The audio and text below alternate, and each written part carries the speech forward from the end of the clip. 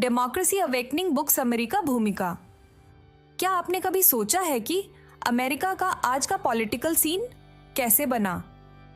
इस book summary में आप जानेंगे कि हमारी नेशन की पॉलिटिक्स समय के साथ कैसे इवॉल्व हुई और आज हमारी डेमोक्रेसी इतनी फ्रेजाइल क्यों है। हम बताएंगे कि कैसे पावरफुल फिगर्स और मुश्किल वक्त ने हमें एज तक धकेला, और साथ ही यह भी खुलासा करेंगे कि कैसे अनडेमोक्रेटिक आइडियाज और शब्द धीरे धीरे कब्जा जमा गए। आप देखेंगे कि 20वीं सदी से लेकर 2016 के इलेक्शन तक के इवेंट्स ने हमारे सिस्टम को कैसे आकार दिया और क्यों लगता है कि हमारे शुरुआती दिनों पर नजर डालने से आगे का रास्ता मिल सकता है। अंत तक सुनिए इस बुक समरी को। This video, including its audio and script, is protected by copyright. Unauthorized reproduction, distribution, or piracy is strictly prohibited and may result in legal action. यह वीडियो, इसका ऑडियो और इसकी स्क्रिप्ट कॉपीराइट द्वारा संरक्षित है। बिना अनुमति के इनका पुनरुत्पादन, वितरण या पायरेट करना कड़ाई से मना है और इसके लिए कानूनी कार्रवाई की जा सकती है। Welcome to history Hindi book summary episode 4। इस एपिसोड में हम 2023 में प्रकाशित जो हेथर कॉक रिचर्डसन द्वारा लिखित किताब डेमोक्रेसी अवेकनिंग पर चर्चा करेंगे। इस किताब का पूरा नाम है democracy awakening, notes on the state of America. Hindi में इसके मतलब है लोकतंत्र की जागरूकता। अमेरिका की राज्यों पर टिप्पणियां। डेमोक्रेसी अवेकनिंग बुक समरी का पहला अध्याय, एक बढ़ता खतरा। अमेरिकन वैल्यूज की लड़ाई नई नहीं है। ये एक कहानी है जिसमें गहरे आइडियाज पर झगड़े हुए जिन्होंने नेशन को आकार दिया। बहुत पहले कुछ रिपब्लिकन्स और कुछ डेमोक्रेट्स ने साथ आकर 1930 के दशक में प्रेसिडेंट फ्रैंकलिन डी रूजवेल्ट के न्यू डील से लड़ाई की। उनको ऐसा लगा कि फेडरल गवर्नमेंट में बहुत पावर जमा हो गई है। उन्हें डर था कि ये कानून ट्रेडिशनल लाइफस्टाइल को नुकसान पहुंचा रहे हैं और स्टेट्स के राइट्स छीन रहे हैं। भले ही वे खुद को कंजर्वेटिव्स कहते थे, उनके आइडियाज असल में एक पॉलिटिकल टूल से ज्यादा थे, न कि कोई क्लियर बेलिफ सेट। उन शुरुआती दिनों में अमेरिका अपना बैलेंस ढूंढने में लगा हुआ था। कंजर्वेटिव शब्द का इस्तेमाल उस चीज के खिलाफ करने के लिए किया जाता था जिसे बहुत लोग गवर्नमेंट ओवररीच मानते थे। उसी समय नई आइडियाज दुनिया भर में फैल रही थी। यूरोप में बेनिटो मुसोलिनी ने फैसिज्म को प्रमोट किया। ये एक ऐसा सिस्टम था जहां कुछ लीडर्स बाकी सब पर राज करते थे। ये डेमोक्रेसी में सभी लोगों को बराबर ट्रीट करने के विचार के बिल्कुल उल्टा था। अमेरिका में कुछ लीडर्स ने इन आइडियाज के साथ भी प्रयोग किया। कुछ साउदर्न डेमोक्रेट्स और पावर में मौजूद अन्य लोगों का मानना था कि एक स्ट्रॉन्ग हायरार्किकल ऑर्डर होना चाहिए। लेकिन पर्ल हार्बर के बमबारी और वर्ल्ड वॉर 2 में अमेरिका की एंट्री के बाद फैसिज्म ने ज्यादातर अमेरिकन्स के बीच अपनी आर्कशनेस खो दी। युद्ध के बाद देश में बदलाव आने लगे। ब्लैक सोल्जर्स घर लौटे और देखा कि जिन बराबरी के लिए उन्होंने लड़ाई लड़ी थी, जिंदगी उतनी फेयर नहीं है। इस बदलाव ने गवर्नमेंट को एक्शन लेने पर मजबूर कर दिया। प्रेसिडेंट हैरी ट्रूमैन के तहत सिविल राइट्स को सपोर्ट करने के कदम उठाए गए। उन्होंने सिविल राइट्स की जांच के लिए एक कमेटी भी बनाई। नए कानून बनाए गए जिससे ब्लैक अमेरिकन्स को वोट देने का अधिकार और अन्य आजादियां मिली। ये बराबरी के अधिकार की ओर एक बड़ा कदम था। 1550 और 660 के दशक में हुए बदलाव ने दिखाया कि अमेरिका आगे बढ़ रहा है, भले ही हर कोई इसे पसंद न करे। हालांकि इन बदलावों से हर कोई खुश नहीं था। कई कंजर्वेटिव्स ने इन फेडरल एक्शंस को ट्रेडिशनल अमेरिकन तरीकों पर अटैक माना। अलाबामा के गवर्नर जॉर्ज वॉलस जैसे लीडर्स ने रेशियल सेपरेशन के आइडियाज पर कैंपेन करना शुरू किया। राइटर्स और पॉलिटिकल थिंकर्स जैसे विलियम एफ बकली जूनियर ने इन आइडियाज को और वजन दिया। इन्होंने मूवमेंट कंजर्वेटिविज्म के रूप में जानी जाने वाली सोच को आकार दिया। इस नए मूवमेंट में सिविल राइट्स को गलत तरीके से कम्युनिज्म के खतरे जैसे अन्य डर से जोड़ दिया गया, जिससे इक्वालिटी की लड़ाई और जटिल हो गई। 1960 के शुरुआती दिनों में चीजें और भी पॉलिटिकल मोड लेने लगीं। Republican leader Richard Nixon power में आए और उन्होंने साउदर्न स्ट्रैटेजी नाम के एक प्लान का इस्तेमाल करके सपोर्ट हासिल किया। इस प्लान में वादा किया गया था कि फेडरल गवर्नमेंट को रेशियल इश्यूज में दखल देने से रोका जाएगा। बहुत से लोग जो इन नए बदलावों से पीछे रह गए थे ने इस आइडिया का समर्थन किया। निक्सन के कैंपेन ने वोटर्स को बांट दिया। उन्होंने डेमोक्रेट्स को नेशन के दुश्मन के रूप में पेंट किया। उनकी स्ट्रैटेजी अमेरिका के अतीत के एक फॉल्स आइडिया पर आधारित थी, जो सिविल वॉर के बाद के उस समय को याद दिलाती थी जब कुछ ग्रुप्स के पास दूसरों से ज्यादा पावर थी। निक्सन के अप्रोच ने कई अमेरिकन के बीच टेंशन एंड सस्पिशन पैदा कर दिया। अगला बड़ा इवेंट वाटरगेट स्कैंडल था। इसने दिखाया कि पावर में बने रहने के लिए एक लीडर कितनी दूर तक जा सकता है। निक्सन ने इलेक्शन प्रोसेस को इन्फ्लुएंस करने की कोशिश की, जिससे गवर्नमेंट में ट्रस्ट का नुकसान हुआ। 1940 से 27वीं सदी के बीच का समय अक्सर याद किया जाता है, जब अमेरिका ने एक स्ट्रॉन्ग मिडिल क्लास बनाई थी, जिसे ग्रेट कंप्रेशन कहा जाता था। हालांकि 1980 के दशक में रोनाल्ड रीगन की प्रेसिडेंसी के साथ कहानी बदल गई। वेल्थ गैप बढ़ने लगा। कुछ लोगों का ग्रुप और अमीर हो गया, जबकि कई अन्य की फॉर्च्यून डिक्लाइन होने लगी। इस शिफ्ट को ग्रेट डाइवर्जेंस के नाम से जाना जाता है। रीगन के टाइम में पॉलिटिकल टॉक भी बदल गया। रेटोरिक में निक्सन के डिवाइड के साथ एक फ्रेंडली फेस भी जुड़ गया। फिर भी हर कोई इन आइडियाज के साथ कंफर्टेबल नहीं था। मूवमेंट कंजर्वेटिव्स ने गेम के रूल्स बदलने के लिए हर टूल का इस्तेमाल करना शुरू कर दिया। इन्होंने डेमोक्रेसी के कुछ पार्ट्स को कमजोर करने पर काम किया। नए कानूनों ने कुछ लोगों के लिए वोट करना मुश्किल बना दिया, जबकि सुप्रीम कोर्ट ने भी स्टेट्स राइट्स और पुराने सोशल ऑर्डर्स को मेंटेन करने वाले आइडियाज को फेवर करना शुरू कर दिया।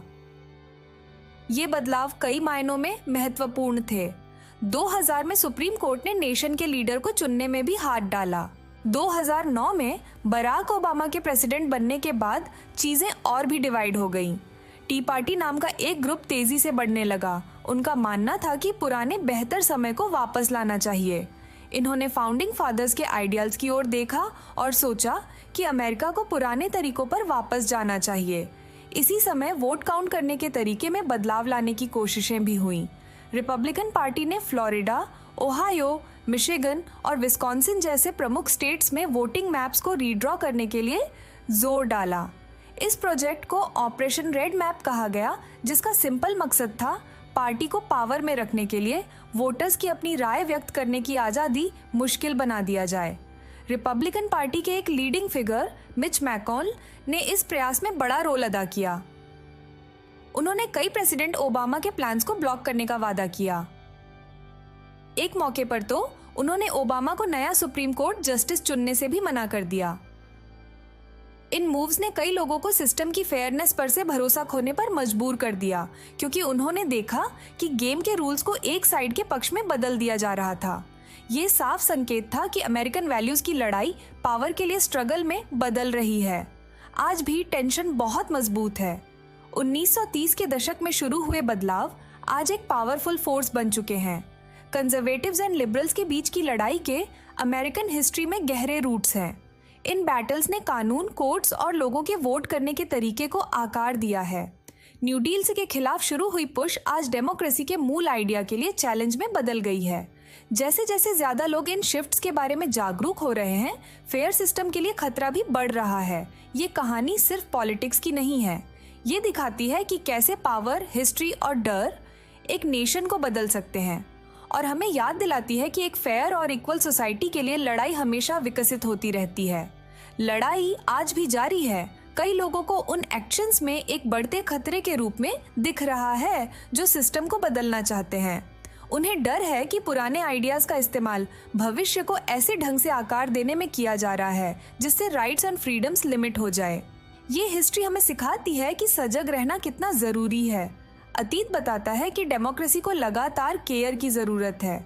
लीडर्स द्वारा लिए गए चॉइसेस और जो आइडियाज वे प्रमोट करते हैं वो आने वाले सालों तक नेशन को आकार दे सकते हैं। जैसे जैसे हम आगे बढ़ते हैं, अमेरिकन होने के मायने पर चल रही लड़ाई अभी खत्म होने से बहुत दूर है। डेमोक्रेसी अवेकनिंग बुक समरी का दूसरा अध्याय, एक स्पष्ट और वर्तमान खतरा। 16 जून 2015 को डोनाल्ड ट्रंप ने ट्रंप टावर के गोल्डन एस्केलेटर पर कदम रखते ही राष्ट्रपति पद के लिए अपनी उम्मीदवारी की घोषणा की। उस दिन सब कुछ बदल गया। देश में पहले से ही एक तनातनी का माहौल था। पिछले साल रिपब्लिकन्स ने सेनेट पर कब्जा कर लिया था। उन्होंने डेमोक्रेट्स को खतरनाक बताया और कहा कि एक मजबूत काउंटर फोर्स की जरूरत है। ट्रंप ने वही काउंटर फोर्स देने का प्रस्ताव रखा। उनके संदेश ने उन लोगों तक पहुंच बनाई जो एक सख्त सोशल ऑर्डर में विश्वास करते थे। उन्होंने एक ऐसी दुनिया की कल्पना की जहां ताकत का आधार जाति, लिंग और धर्म पर हो। उनके शब्दों ने उन लोगों में उम्मीद जगाई जो खुद को पीछे छूटे हुए महसूस करते थे। जैसे जैसे 2016 का इलेक्शन करीब आया, दोनों पक्ष चकित रह गए। जब ट्रंप जीते तो उनकी एजेंडा ने अमेरिकी इतिहास में एक नया अध्याय खोल दिया। यह साफ था कि उन्होंने अधिकांश वोटर्स की इच्छाओं का पालन नहीं किया। इसके बजाय उन्होंने सरकार के काम करने के तरीके की मूल धारणा बदलने की कोशिश की। उनकी टीम ने ऑल्टरनेटिव फैक्ट्स का आइडिया पेश किया, एक टैक्टिक जो लोगों को कंफ्यूज करने और सरकार में विश्वास को कमजोर करने के लिए था। सोशल मीडिया ने तेजी से इन आइडियाज को फैलाया, जिससे महत्वपूर्ण मुद्दों पर फूट और गहराई आई। 11 अगस्त 2017 को उनके शब्दों का असर और भी स्पष्ट हो गया। वर्जीनिया के चार्लोट्सविले में राइट विंग ग्रुप्स ने इकट्ठा होकर अपने एंटी इमिग्रेंट और प्रो हायरार्की आइडियाज को बढ़ावा दिया। राइसिस्ट्स, नियोनाजी, व्हाइट नेशनलिस्ट्स और के मेंबर्स भी यूनाइट राइट के बैनर के तहत एकत्र हुए। प्रोटेस्ट एक त्रासदी में बदल गया जब काउंटर प्रोटेस्टर हीदर हियर की मौत हो गई। इस हानि ने डिवाइसिव रेटरिक के खतरनाक परिणामों को उजागर कर दिया। ट्रंप के सत्ता में रहने से अमेरिकी इतिहास को फिर से लिखने का एक नया धक्का लगा। कुछ सरकारी प्रयासों ने राष्ट्र को एक व्हाइट क्रिश्चियन देश के रूप में प्रस्तुत करने की कोशिश की। उनके कामों का असर इलेक्शन प्रक्रिया तक पहुंच गया। 6 जनवरी से पहले के दिनों में उन्होंने वोट काउंटिंग को डीले करने की कोशिश की। स्टील रैली नाम की एक रैली हुई जिसमें इलेक्शन फ्रॉड की फॉल्स स्टोरीज फैलाई गईं। इन झूठों ने वोटर्स में गुस्सा और अविश्वास को बढ़ावा दिया। ट्रंप लगातार दावा करते रहे कि इलेक्शन चुराया गया है। यह झूठा दावा रिपब्लिकन पार्टी के कई लोगों के लिए एक रैलिंग क्राई बन गया। इसके चलते ऐसे कदम उठाए गए जिनसे वोटिंग और सिविल राइट्स को नुकसान हुआ। अंत में हम अमेरिकी असली इतिहास को देखेंगे और समझेंगे कि यह उन विकृत कहानियों से कैसे अलग है जिन्हें सत्ता में बैठे लोग कई सालों से घुमा फिराकर पेश कर रहे हैं। डेमोक्रेसी अवेकनिंग बुक समरी का तीसरा अध्याय, सच्ची डेमोक्रेटिक रूट्स। अमेरिका का इतिहास वादों और विरोधाभासों से भरा हुआ है। 7 इयर्स वॉर के बाद ब्रिटेन कमजोर और दिवालिया हो गया था। किंग जॉर्ज III ने उपनिवेशों पर कंट्रोल पाने के लिए टैक्स बढ़ाया और आज़ादी को लिमिट कर दिया। इससे उपनिवेशवासियों में गुस्सा भड़क उठा। सन्स ऑफ लिबर्टी उठ खड़े हुए, बदलाव के लिए लड़ाई लड़ी और उनकी मेहनत से डिक्लेरेशन ऑफ इंडिपेंडेंस आया, जो आज़ादी की तरफ एक बोल्ड कदम था। ब्रिटेन से अलग होने के बाद नए देश को कई चुनौतियों का सामना करना पड़ा। सबसे पहले आया आर्टिकल्स ऑफ कॉन्फेडरेशन, जिसमें हर स्टेट को ज्यादा पावर दे दी गई थी। इससे एक बड़ा इकोनॉमिक क्राइसिस आ गया और देश लगभग टूटने वाला था। इसे ठीक करने के लिए फाउंडर्स ने यूएस कॉन्स्टिट्यूशन बनाया, क्योंकि उनका मानना था कि असली पावर लोगों के पास होनी चाहिए। यूएस कॉन्स्टिट्यूशन में ऐसे नियम शामिल किए गए ताकि सरकार ज्यादा ताकतवर न हो सके, और साथ में बिल ऑफ राइट्स भी जोड़ा गया ताकि हर व्यक्ति की फ्रीडम्स की रक्षा हो सके। फिर भी एक गहरी खामी रही। फाउंडर्स बराबरी की बात करते थे, पर उनमें से कई लोग स्लेव्स रखते थे। इस विरोधाभास ने असली डेमोक्रेसी के वादे को चोट पहुंचाई। 1950 के दशक तक स्लेवरी के डिफेंडर्स ने इतिहास का इस्तेमाल अपने दावे को सपोर्ट करने के लिए किया। उन्होंने स्टेट्स राइट्स और एक रेशियल हायरार्की पर आधारित समाज का जोर दिया। अब्राहम लिंकन ने इस विकृत विजन में खतरा देखा। उन्होंने राष्ट्रपति पद के लिए दौड़ लगाई और सिविल वॉर में कड़ा संघर्ष किया। लिंकन स्लेवरी खत्म करने और फेडरल गवर्नमेंट की पावर बढ़ाने के लिए काम करता रहा। उनका मकसद एक ऐसा देश था जहां हर व्यक्ति फ्रीडम का हिस्सा बन सके। युद्ध के बाद भी असली डेमोक्रेटिक इक्वालिटी के लिए लड़ाई जारी रही। महिलाओं को वोट देने का अधिकार मिला और सिविल राइट्स धीरे धीरे सुधरने लगे। लिंकन ने चेतावनी दी कि जो लोग खुद को कंजर्वेटिव कहते हैं वे भी डेमोक्रेसी के लिए खतरा बन सकते हैं। उनके शब्द हमें याद दिलाते हैं कि असली इक्वालिटी की रक्षा करना एक लगातार चलता रहने वाला संघर्ष है। डेमोक्रेसी अवेकनिंग बुक समरी का निष्कर्ष। इस वीडियो में हीदर कॉक्स रिचर्डसन की डेमोक्रेसी अवेकनिंग का समरी दिखाने के लिए धन्यवाद। आज आपने सीखा कि अमेरिकी डेमोक्रेसी हमेशा ऊंची उम्मीदों और कठिन चुनौतियों का मेल रही है। किताब हमें दिखाती है कि हमारा देश का आज़ादी और फेयरनेस का सपना कैसे से स्लेवरी, स्टेट्स राइट्स और रेशियल इनइक्वालिटी जैसी मुश्किल हकीकतों से टकराता रहा। हमने देखा कि सिविल वॉर से लेकर न्यू डील तक के बड़े इवेंट्स हमारे देश और उसके आइडियाज़ को कैसे आकार दिया। इस समरी से यह भी समझ में आता है कि प्रोग्रेस होते हुए भी नई थ्रेट्स सामने आ सकती हैं। उदाहरण के तौर पर हाल के दिनों में कुछ ग्रुप्स ने इतिहास को बदलने और हमारे डेमोक्रेटिक वैल्यूज़ को कमज़ोर करने की कोशिश की है।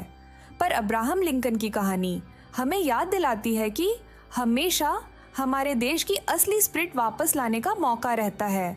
हमें उम्मीद है कि इस समरी से आपको अमेरिकी डेमोक्रेसी की लंबी चुनौतीपूर्ण यात्रा समझ में आई होगी। आपके विचार और फीडबैक हमारे लिए बहुत मायने रखते हैं, इसलिए अगर आपको यह वीडियो पसंद आया हो तो कृपया कमेंट या रेटिंग ज़रूर दें। देखने के लिए धन्यवाद और हमारे दूसरे बुक समरी भी देखें। डिस्क्लेमर। इस सामग्री की कोई भी डिजिटल प्रति जिसे पायरेसी या बिना अनुमति डाउनलोड करके साझा किया जाता है या किसी ऑनलाइन सोशल मीडिया प्लेटफॉर्म पर अपलोड किया जाता है, उसे कॉपीराइट कानून के अनुसार स्पष्ट अपराध माना जाएगा। पायरेसी एक गंभीर अपराध है और इसके खिलाफ कड़ी कानूनी कार्रवाई की जाएगी। इसके अलावा कॉपीराइट उल्लंघन के कारण आपके YouTube चैनल या पेज पर स्ट्राइक लगाया जा सकता है, यहाँ तक कि उसे डिलीट भी कर दिया जा सकता है। अतः कृपया पायरेसी न करें और पायरेसी का समर्थन न करें। यह सामग्री उल्लिखित पुस्तक के संदर्भ स्रोत पर आधारित है। हालांकि इसमें मानवीय या यांत्रिक त्रुटियों के कारण कुछ अनचाही गलतियां या असंगतताएं हो सकती हैं। यदि आप कोई गलती या असंगति पाते हैं तो कृपया हमें क्षमा करें और टिप्पणी यानी कमेंट या फिर संदेश यानी मैसेज के माध्यम से सूचित करें। यदि आपको इस पुस्तक का सारांश यानी बुक समरी की सामग्री पसंद आता है और आप पुस्तक का पूर्ण ज्ञान प्राप्त करना चाहते हैं तो कृपया ऑनलाइन या ऑफलाइन किताब की दुकान से इस पुस्तक को खरीदकर पढ़ने का प्रयास करें। धन्यवाद।